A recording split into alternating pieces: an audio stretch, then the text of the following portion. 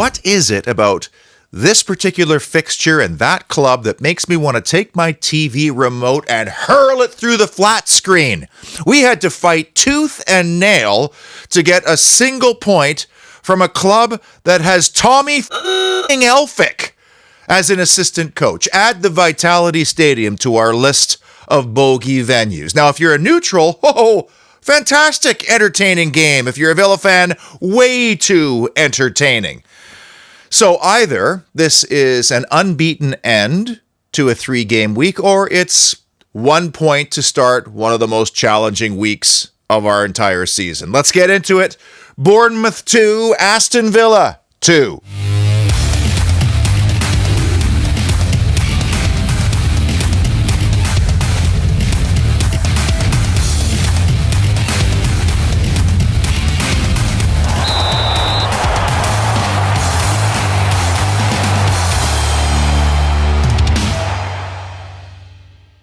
We knew this was coming. I called it. Probably so did you. This was always going to be a slog fixture, and it turned out that way. And I think Diego Carlos would be the happiest man on the planet if Bournemouth ended up being relegated somehow this year, because between this game and the one last year, he will not have any happy memories from the Vitality Stadium. And was this game almost as eventful as the Spurs game last week, with the amount of good chances created by the home side? It also saw the end of a very quirky streak, because in the last 9 games, Leon Bailey has scored, Villa has won. That ended on Sunday, along with Unai Emery's 100% winning record against the Cherries. Welcome officially to the Holy Trinity Show, where we explore the 3 key issues and moments that defined Bournemouth 2, Villa 2. Let's start with the key numbers. I looked at tackles 1. These were actually pretty close, Bournemouth just edging it, but it's the nature of this opponent, especially now that they're on a bit of a roll, and the nature of this pitch where you're going to have a lot of comings together, duels, tackles, fouls, those kinds of things. But 4 big chances created to our 1. From that standpoint, were we fortunate to get a point? And what shocked me about the game is how open it was and how easily the hosts were able to get into great scoring positions with a very one-sided XG. Unai Emery made 3 changes from the Spurs outing last Sunday and 7 from the Legia match on Thursday, and then very cleverly rotated in several pairs of fresh legs over the course of 90 minutes, which he absolutely has to do, given he has 3 games in just 6 days this coming week with some pretty stern opposition. And that leads me to a really big issue. 0 for Zaniolo. 0 goals, 0 assists. He got to line up in behind Ollie Watkins, which is his preferred role, but it was a simply awful 45 minutes for the big Italian. And this is my eyeballs and the stats backing up my eyeballs. He lost 6 of 8 ground duels. He only made 7 passes in that entire first half, completing just 3 of them. He was dispossessed 3 times, no tackles won, no successful dribbles, and he gave away 2 fouls. In essence, you tally all of those up and count how many times he turned the football over to the opposition. It's like I said on a previous show, similar to playing with 10 men. He was rightfully dragged at halftime, and I simply, at this stage, through his Villa career, cannot see this being a long-term project. I think a big issue, but muted McGinn. Did you notice that this past week, John McGinn has not been as influential as he was prior to the international break, when you could argue he was our best player going into that break? Now, maybe he's carrying the knock that he picked up with Scotland, or maybe it's just fatigue because he played in all those 3 games before. He played in both of the games for Scotland, and now here he is playing another 3-game week. I think we can forgive him for running out of gas a little bit. In this game, he started wide left, and when Ramsey came on, he moved, I thought, into the 10 pocket behind Ollie Watkins, which I like for him, and it's a little less taxing and demanding in terms of the kilometers you put on your body, but still a little concerned because this also translates to the Legia game and even to Spurs. We cannot burn out our captain. Big moment, Villa VAR'd. And this could have been a top 3 moment easily because of the momentum we would have built for scoring 2 goals inside 90 seconds and Diego Carlos getting to atone for the errand pass that led to the 1-0 goal. Didn't he take the offside goal very well? And from the naked eye, it did look offside. There were a lot of dynamics involved in this review, but it's absolute. They got it right. Next year, if IFAB and FIFA implement the new laws, this will be onside, of course. And you cannot tell me that scoring bang-bang goals like that and taking the lead wouldn't have played perfectly into our hands, because we're a team that loves to have the lead, forcing the opposition to commit men forward and then countering them. Big moment, the Douglas Luiz chance late in that first half. You've noticed Douglas is probably a little bit overdue for a goal now. Maybe he's just put so much into the beautiful shape and delivery he's putting on the ball that's leading to goals for others that he doesn't even need to score a goal for us. But this one was right in his wheelhouse as it somehow found him in a good area of the box. And I'm trying to figure out, is this a great save by Neto? Because it was actually at a comfortable height, or was this just a lack of precision by Dougie? I think it's a little bit of both. Good play by Ollie Watkins to leave it. Still, you go 2-1 up into the interval. It changes the dynamics of this game. Big issue? King Kanza. Okay, I'm recycling a little bit, but the fact remains, Kanza's a stud. And I still see people moaning and complaining about Kanza deployed as a right back. I don't understand what the problem is, because Villa's back line is relatively fluid. Did you notice how many times Pau Torres got well forward in that game, even with Luca Dean high and wide on the left? Everybody rotates over. Now Kanza's in the middle. Bailey drops back on the weak side of the park. I don't have a problem with him playing right back because he has recovery pace. As exemplified in Exhibit A, this incredible goal-saving tackle, and somehow he recovers to snuff this chance out. You cannot be 99% on this moment. You have to be 100, and he was. Minor-ish issue, but have we changed up our corner kick routines to be exclusively in-swingers? And I realize Douglas Luiz and Luca Dean and even McGinn and Tielemans and Bailey, they're all capable of zipping in a chaos-causing ball. But apart from that clever little short routine along the byline to John McGinn, we haven't seen a lot of Nanny McPhee's work lately, have we? Mind you, do we really need it? Because as I mentioned earlier, Douglas has been so good. In fact, he puts the ball in that leads to the disallowed Carlos goal. Just before we get to the top 3 issues or moments, 2024 is creeping ever closer. Is there a project at your home or at your business you'd like to accomplish in the new year? This show's sponsor, 24/7 Services, was founded by a Villa fanatic in Paul Hansaker, and he founded it on the roof. His first job for his company was a roofing project, and Paul is not ashamed to admit, or for me to tell you, that he's not entirely fond of heights. His legs were a-wobbling in that first job, and yet you'll always find him on the roof with his crew. And people say, Paul, you're the owner of the company. Why are you up on the roof? Because he's a perfectionist. He wants it done perfectly for you. But roofing is just one aspect of the company.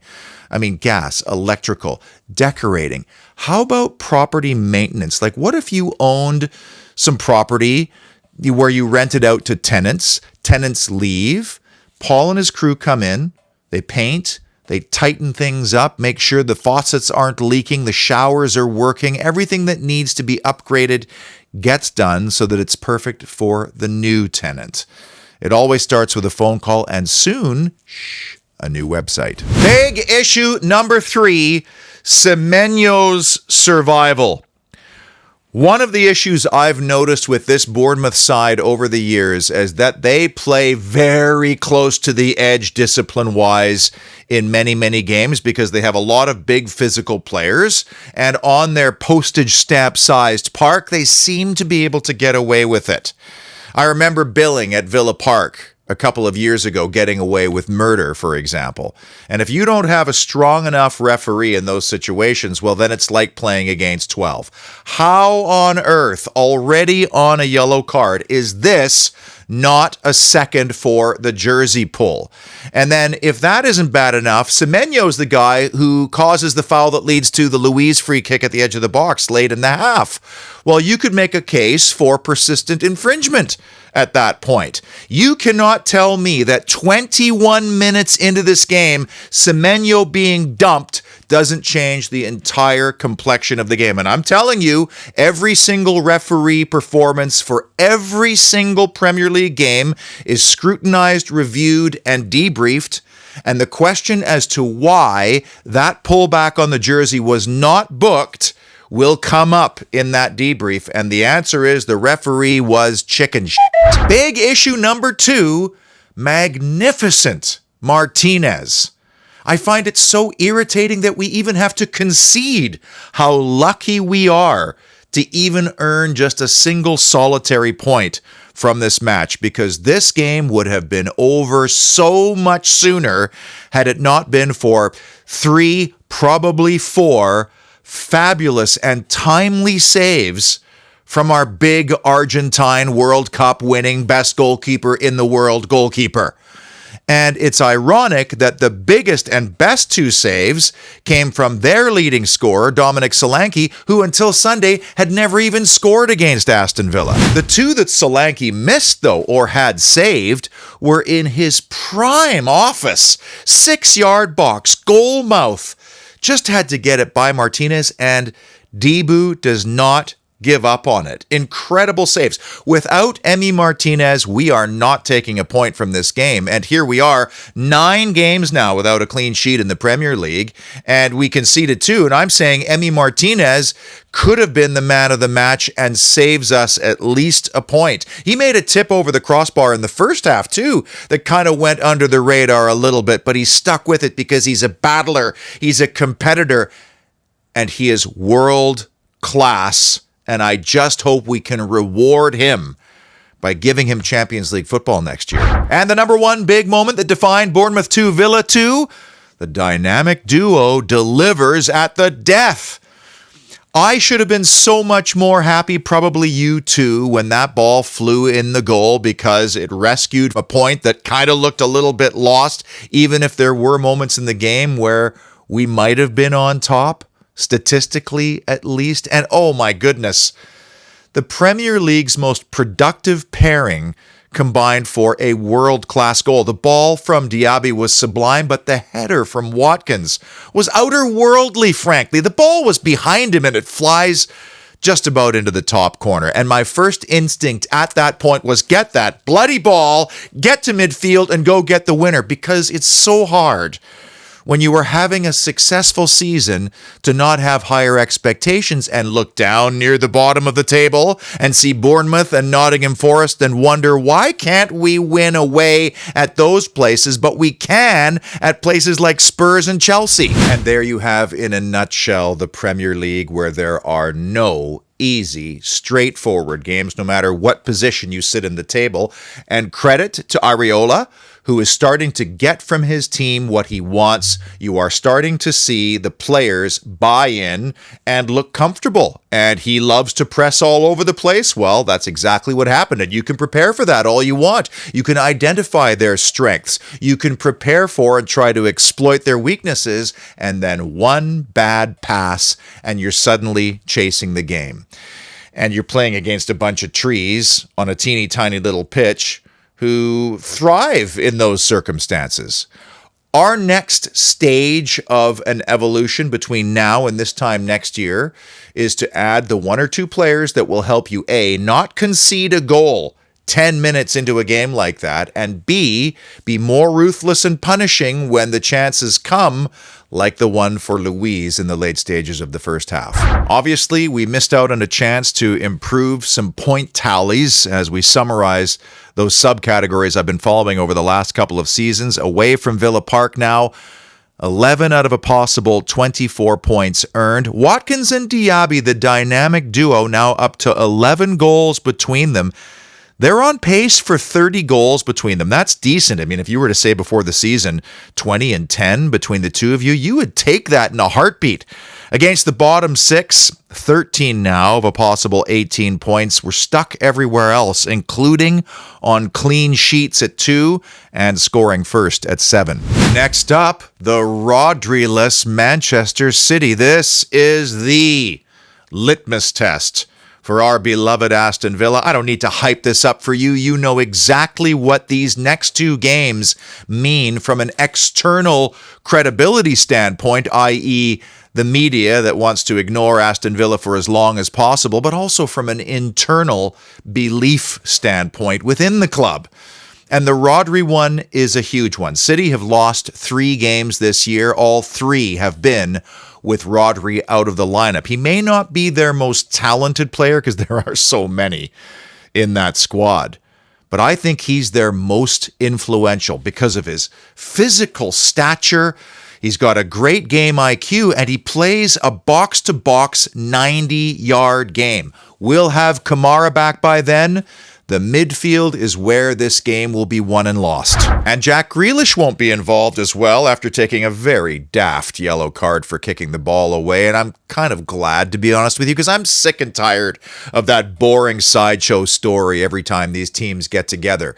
Jeremy Doku also hobbled off and didn't look happy when he was substituted in the 52nd minute. If you were to award a Premier League Newcomer of the Year award, he would have to be high in the consideration because he's adapted wonderfully to the Premier League and to Pep Guardiola. But still, it's going to be an almighty test, even with those 3 out. Pep's protégés will also not be happy about chucking away 2 points at home to their mongoose team, Spurs. And I know a lot of people will say, well, we went to Spurs at 1, then Spurs went to City and took a point, so obviously we're going to win comfortably. Spoiler alert, it doesn't work that way. And we found out Villa will start the new year at the Riverside Stadium, Middlesbrough, for the 3rd round of the FA Cup.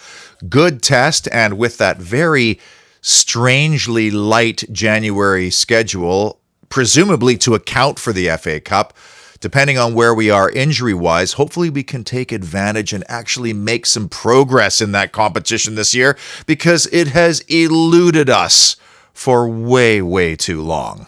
Until Wednesday and a monumental test, take a deep breath, be well, and as always, up the mighty Villa.